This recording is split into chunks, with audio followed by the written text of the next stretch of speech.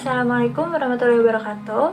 Nama saya Zahra Zakia dengan NPM 2010631050122 dari kelas 2C Program Studi Pendidikan Matematika Fakultas Keguruan dan Ilmu Pendidikan Universitas Singapura Bangsa Karawang. Untuk memenuhi tugas mata kuliah Sejarah Matematika, di sini saya akan bercerita tentang salah satu tokoh matematikawan, yaitu Pythagoras. Pasti sudah tidak asing dengan kata Pythagoras. Yap, karena itu salah satu teorema yang ada di matematika. Teorema Pythagoras diambil dari nama penemunya, yakni Pythagoras.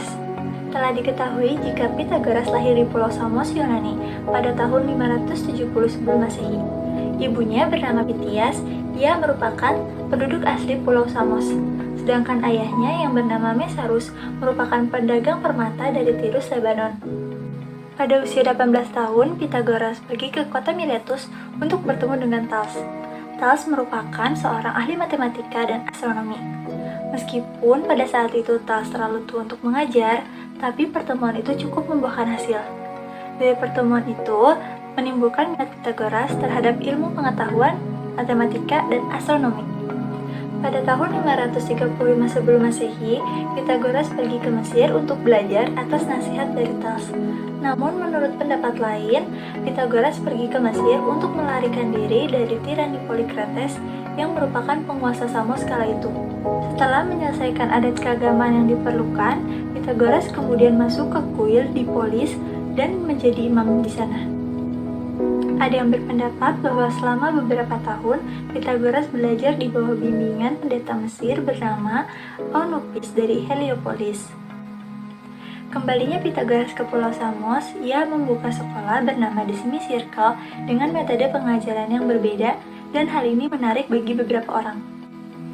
Para pemimpin Samos kala itu ingin Pythagoras terlibat dalam pemerintahan kota, namun hal tersebut tidak menarik hati Pythagoras. Pada tahun 518 sebelum Masehi, Pythagoras memindahkan sekolahnya ke Kroton di Italia Selatan. Lalu ia mendirikan perkumpulan yang terbuka bagi pria dan wanita, yang kemudian para pengikutnya itu disebut sebagai Pythagorean. Pythagoras merupakan tokoh matematika yang paling terkenal dalam konsep geometrinya.